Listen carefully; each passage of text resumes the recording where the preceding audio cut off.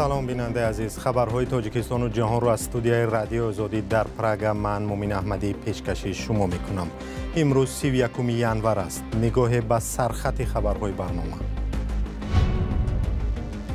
شکایت از نرخ بلند و صفت پست. خدمات علاقه تاجیکستان میگوید احتمال سالهای آینده نرخ اینترنت در کشور ارزان شود. با همسایه همکاری زیاد داریم. اگر این سیستم را ما وارد کنیم اینترنت خودتون میدونید نرخش چند میشه. امریکا میگوید در پی جنگ با ایران نیست، اما قتل 3 سربازش را در خاورمیانه به پاسخ نمیماند.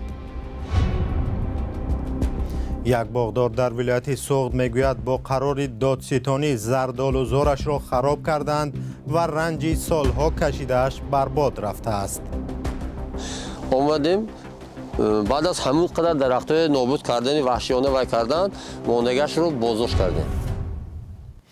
مقامات تاجیکستان میگویند ممکن است در آینده نزدیک قیمت استفاده از اینترنت پایین رود. سال هاست که در کشور شکایت از سرعت سست اینترنت و قیمت بلند آن زیاد است و روزی نیست که یک کاربر در شبکه‌های اجتماعی درباره سرعت اینترنت شکایت و دعوا نکند. همکاران ما ارشاد سلیمانی و امیر ایسایف امروز در نشست خبری خدمات علاقه بودند و این گزارش را فرستادند. خدمات علاقه تاجیکستان میگوید که پس از وارد کردن سیستم فناوری چینی که این نهاد در حال بررسی آن هست، اینترنت در کشور ارزان خواهد شد. برای ارزان کردن اینترنت با همسایه همکاری زیاد داریم. اگر این سیستم را ما وارد کنیم اینترنت خودتون میدونید نرخش چند میشه. در ابتدای دکمبر سال گذشته خدمات علاقه تاجیکستان یک تفاهمنامه با شرکت تکنولوژی هواوی تاجیکستان امضا کرد که بر اساس آن اپراتوران تلفن‌های همراه با آخرین تجهیزات ارتباطی دسترسی پیدا خواهند کرد. عطایف همچنین در مورد سر و صداهای بالا بردن ارزش اینترنت از سوی برخی شرکت‌های مخابراتی و نظارت آن از سوی نهادشان افزود که طبق قانونگذاری خدمات علاقه وکالت معین کردن ارزش تعرفه ها را ندارد. ما این خیلی وکالت را نداریم برای نرخ دیگر کردن، لیکن ما نظارت طبق قانونگذار برده میتوانیم. درباره نرخ و نوا به اجازت حکومت جمهوری تاجیکستان و به مقامات مربوطه ما عمل کرده نمیتوانیم. هفته گذشته شرکت‌های مگافون و ویلان و تیسل با ارسال پیامک به مشتریان خود خبر داده بودند که از 1 فوریه نرخ تعرفه هایشان را بالا میبرند.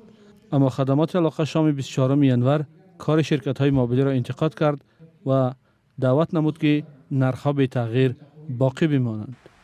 حالا موافق رده‌بندی سازمان World Wide Mobile Data Pricing تاجیکستان از روی ارزش اینترنت بین 237 کشور در جای 142 قرار دارد.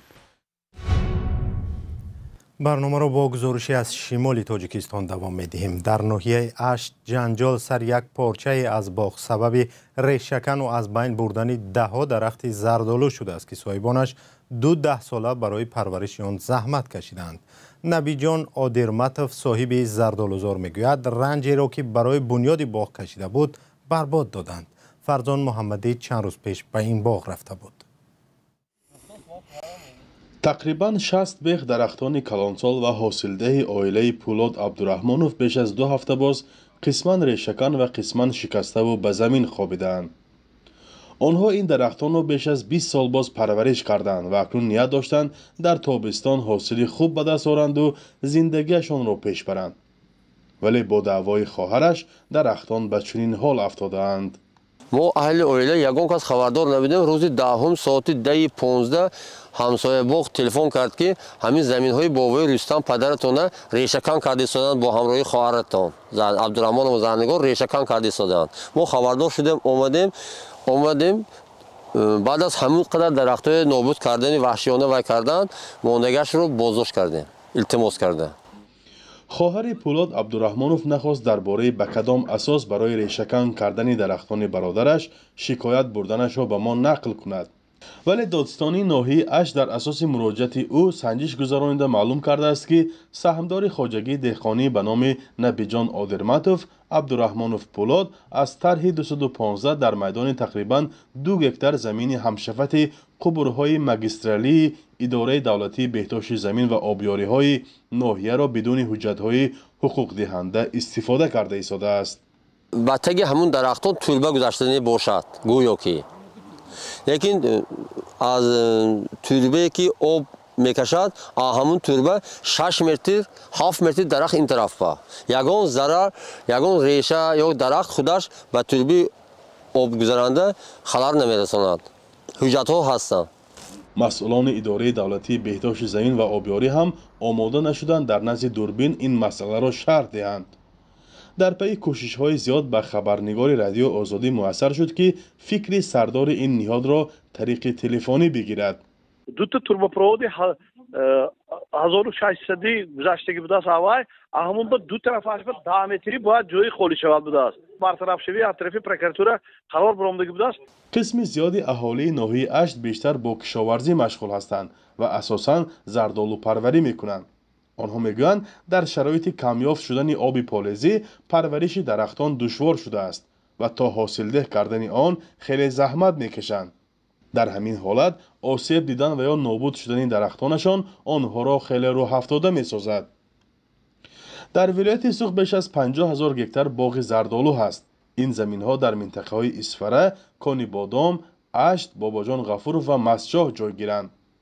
موافق معلومات پژوهشگاه باغ و تاکپروری در تاجیکستان زیاده از 100 نوع زردآلو پرورش کرده می شود، اما در کشور اساساً پرورش نزدیک به 20 نوع به راه مانده شده است. تقریباً 10 نوع به مقدار زیاد صادر می شود، زیرا این نوعها به معیارهای بین المللی بیشتر جوابگو می باشند. فرزان محمدی، رادیو آزادی، ناحیه اشت.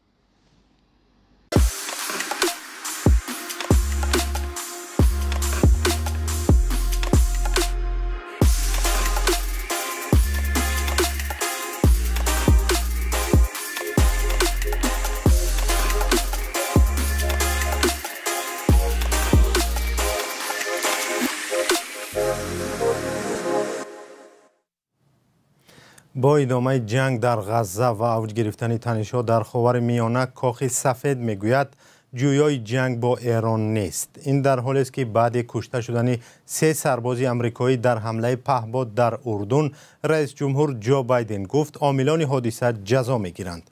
واشنگتن در این حادثه ایران را عیبدار میداند. کنگره از بایدن طلب دارد که حمله به سربازان را به جواب نگذارد. زرنگیزی نوروزشاه گزارش میدهد. پس از حمله بی‌سرنشین‌ها در اردن که سبب مرگ 3 سرباز آمریکایی شد، قصر سفید زیر فشار است. از آن طلب دارند که به حمله پاسخ دهد. ماموریت کاخ سفید باور دارند که در این کار ایران دست دارد، ولی جزئیات ندادند و نگفتند که قدم نوبتی چی خواهد بود. من از این منبر درباره یگان ضربه خبر دادنی نیستم. به مقابل پرزیدنت و تصمیم او هم چیزی نمیگویم. طور خود او دیروز گفت ما پاسخ میدهیم. ما این کار را طبق نقشه و وقت خود انجام میدهیم. ما این را طور خواهیم کرد که پرزیدنت چون فرمانده عالی در پاسخ به کشتار سربازان آمریکایی از سوی گروه‌های زیر حمایت تهران تصمیم میگیرد. با این حال کبری به یک نکته تاکید کرد. ما قصد جنگ با ایران را نداریم. ما در پی مناقشه حربی با نظام نیستیم. مقامات ایران اعلام کردند که در حمله بی‌سرنشین دست ندارند. ما به دنبال تنش با هیچ طرفی، حتی با دولت آمریکا در منطقه و خارج از منطقه نیستیم. رهبر نیروهای ناتو در واشنگتن هم انگشت اشاره را سوی ایران دراز کرد. ما می‌بینیم که ایران ناآرامی را در منطقه ادامه می‌دهد. ایران همچنین برای حمایت از تروریستانی که به کشتی‌های بحر سرخ حمله کردند مسئولیت دارد. رفتار تهران جهانی بدون قانون قاعده را می‌ماند، پیشگویی نشونده و خطرزا، جهانی که امنیت ما در آن تا رفت گرانتر می‌شود. این حمله هم یکی از پیامدهای عملیات دوامدار حربی اسرائیل در نوار غزه است که بعد حمله حماس به ساکنان آسایشته شروع شد. تحلیلگران به یک نکته دیگر تاکید می‌کنند. روشن است که اگر استراتژی ایالات متحده آمریکا در این 3 ماه پیشگیری از تشنج وضع در منطقه بود، حالا ناکام شد. ولی در پایتخت اردن دورتر از محل حمله پهپادها تحلیلگران و ساکنان بر اینند که این حادثه آغاز یک بخش نو در مناقشه هاست. واقعا این حمله یک جنبه نو در این نزاع است. هدف قرار دادن نیروهای آمریکایی در داخل اردن یا در مرز با این کشور به این معنی است که حمله ها از سوریه به عراق و اکنون تا اردن رسیدند. گروهی از جوانان و دانشمندان جوان در تاجیکستان در یک محفل در دوشنبه 20 سالگی ویکی‌پدیای تاجیکی یکی از دانشنامه‌های رایگان را تجلیل کردند. منبع اطلاعی که حالا مردم زیادی از آن استفاده می‌برند، اگرچه اطلاعی ناقص و دروغ در آن کم نیست. گزارشی را از این محفل ملا رجب یوسفی تقدیم می‌کند. گروهی از دبیران ویکی‌پدیای تاجیکی برد و باخت 20 سال این پایگاه را بررسی کردند. سال 2004 رسا بعد از 3 سال تأسیس ویکی‌پدیا، گروهی از جوانان تاجیک بخش تاجیکی این دانشنامه آزاد را تأسیس داده بودند. مسئولان بخش تاجیکی ویکی‌پدیا گفتند که اگرچه آنها معلومات‌ها را از دانشنامه انسیکلوپدیای تاجیکی و بعض مخزن‌های علمی گرفته به دانشنامه آزاد می‌گذارند، این کار کافی نبوده است. معلومات‌ها را با زبان تاجیکی از کتاب‌ها با اینترنت جایگیر نکنیم. هیچ کس جایگیر نمی‌کند. از خارج آمده معلومات تاجیکی در ویکی‌پدیا تاجیکی جایگیر نمی‌کنند. برای همین کامل‌تر کردن، پررتر کردن و زیادتر کردن معلومات‌ها درباره تاجیکستان، درباره سمت سیاحی، سمت ورزش باشد، سمت شو بیزنس باشد، این چیز ضرورت کلان دارد. حالا ویکی‌پدیای تاجیکی زیاد از 111,000 مقاله داشته در جهان در جای 70م است. پیشبرد کار این دانشنامه آزاد اساساً رایگان و خیریه‌ای بوده است. کاربران بیشتر این پایگاه مقاله ها را از کتاب‌ها و مجله و مؤخذهای دیگر به ویکی‌پدیا علاوه می‌کنند. رشد ویکی‌پدیا می‌تواند به رشد دیگر ساحه‌های اجتماعی سببگار شود. از ویکی‌پدیا مخصوصاً می‌تواند به طور وسیع و ثمره بخش همه روزه عنوانجویان، محققان، دانشجویان استفاده برند. با گذشت 20 سال از تأسیس ویکی‌پدیای تاجیکی، سر و صداها درباره غلط و کمبودی‌ها در متن و ارقام مقاله‌های این دانشنامه کم نیستند. مدیران این پایگاه این کمبودی‌ها را در کم بودن داوطلبان یا خود رضاکاران می‌دانند. برای این باید که کاربران فعال در همه ویکی‌پدیاها زیاد باشند. مثلا در ویکی‌پدیا انگلیسی قریب که از 130 چند دولت دنیا ویرایش می‌شود. نماینده قریب همه خلق و ملت‌ها هست. در ویکی‌پدیا انگلیسی صحو و خطاها خیلی کمتر از ویکی‌پدیا روسی و ترکی و فارسی و دیگر عربی است. مثلا در ویکی‌پدیا عربی که فقط عرب ها ویرایش میکنند، اونا با تکیه به همون چند ادبیات و چند سرچشمه خودشون می نویسند. بخش تاجیکی ویکی‌پدیا هم مثل دیگر بخش‌های آن از طرف داوطلبان ویرایش و تکمیل می شود. هر نفر می تواند در این دانشنامه معلومات علاوه یا خطایی را اصلاح کند. تنها شرط اساسی تکیه کردن به سرچشمه‌های با اعتماد است. مدیران شورای تاجیکی این دانشنامه امیدوارند شماره داوطلبان برای تکمیل و پره کردن آن زیاد می شود. ما باید در ویکی‌پدیا روسی هم فعال باشیم، در ویکی‌پدیا فارسی هم فعال باشیم، در ویکی‌پدیا تاجیکی و در ویکی‌پدیا انگلیسی و نمیسی و ترکی هم. چون هر وقتی که ما از دیگر ویکی‌پدیا ها بخبر میمونیم، دیگر ملت ها همون عقیده ها و همون ذهنیتی که خودشون دارن در ویکی‌پدیا خودشون بار میکنن. چون کسی نیست که ضد آنها یگان واکنش نشان دهد. دادستان کل قرقیزستان گفت تاجیکستان 2 شهروند این کشور را که پس از مناقشه‌های سرحدی دستگیر شده بودند به بیشکک سپرده است. قرمانقل زولوشو روز 31 ینور در این باره در نشست مطبوعاتی اطلاع داد. او افزود در حال حاضر بر ضد شهروندان قرقیزستان و تاجیکستان که ناگهانه سرحد 2 کشور را گذاشتند پرونده جنایی وجود ندارد. خبرگزاری اکیپرس از قول دادستان کل قرقیزستان نوشت که 22 شهروند این کشور در تاجیکستان دستگیر و محکوم شدند. پیوندان 7 نفر خواستند که آنها را برای ادامه ادای جزا به قرقیزستان برند. 20 کس برای قاچاق مواد مخدر، 1 نفر برای کشتار و 1 نفر دیگر برای عضویت در سازمان‌های تندرو محکوم شدند. سپاس که ما را تا آخر برنامه همراهی کردید. با سامانه رادیو آزادی و صفحه های ما در فیسبوک و تلگرام و تیک تاک و ادنکلسنیکی وارد شوید. تا برنامه های دیگر، خدا نگهدار شما باد.